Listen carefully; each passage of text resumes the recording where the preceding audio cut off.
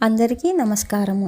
ఈరోజు వీడియోలో హయగ్రీవ అవతారము మరియు రామావతారము గుణ వివరణములోని 501 నుంచి 528 వరకు నామముల అర్థములు తెలుసుకుందాం. శరీర భూత భృత్ తత్వములను తన శరీరము వలె భరించువాడు, భోక్త హవ్య కవ్యములను భుజించువాడు, భక్తులు అర్పించినవి అమృతముల వలె స్వీకరించువాడని ఇక్కడి అర్థం. మరల రామావతారంను అనుభవిస్తున్నాము. కపీంద్ర వానర రూపమైన మారువేషమును ధరించిన దేవతలకు ప్రభువు. భూరి దక్షిణ లోకులకు తెలియుటకై అశ్వమేధాది యాగములను తాను చేసి బ్రాహ్మణులకు విశేష దక్షిణములు ఇచ్చినవాడు. సోమపహ సోమపానము చేసినవాడు. అమృతపహ అమృతమును పానము చేసినవాడు, లేదా తన అనుభవం అనే అమృతమును ఇచ్చువాడు, రక్షించువాడు.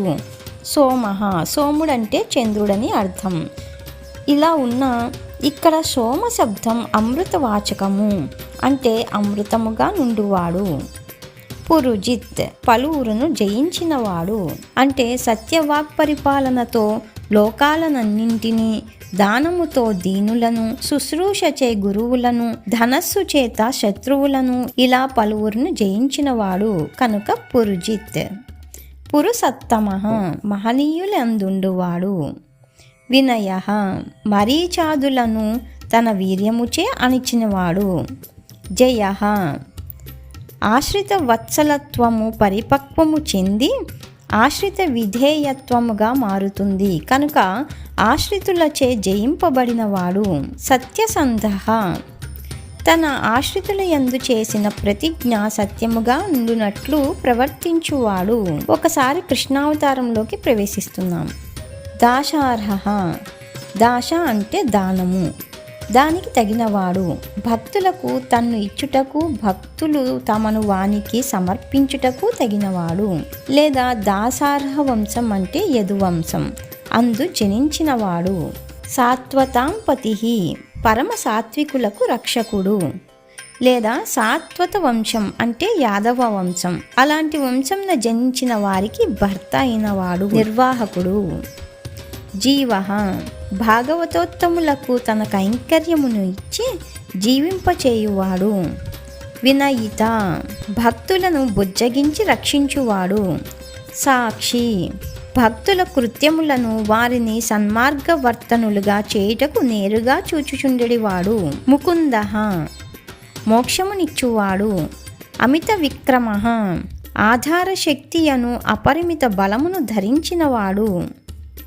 అంబోనిధి సముద్ర జలమున నుండువాడు ఆది కూర్మ రూపముతో. అనంతాత్మ ఆ ఆది కూర్మము పైన ఉండి సమస్త జగత్తును వహించు ఆదిశేషువుకు అంతరాత్మగా నుండువాడు. మహోదధిశయ ప్రళయకాలమున ఆ అనంతునిపై సముద్రమున శయనించువాడు. అంతకః సమస్తమును నాశనమును చేయువాడు. అజహ అకారమునకు అర్థమైన వాడు, అంటే అకారమునకు పుట్టినవాడు. మహార్హ అకారము నుండి పుట్టినందున ఓంకారముచే పూజింపదగినవాడు.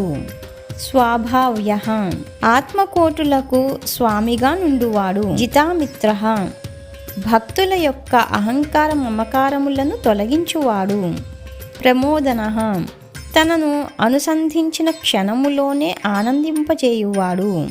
ఇంతటితో హయగ్రీవ అవతారము మరియు రామావతారము గుణ వివరణములోని నామముల అర్థములు పూర్తయినవి. మరికొన్ని నామములతో నెక్స్ట్ వీడియోలో కలుద్దాం.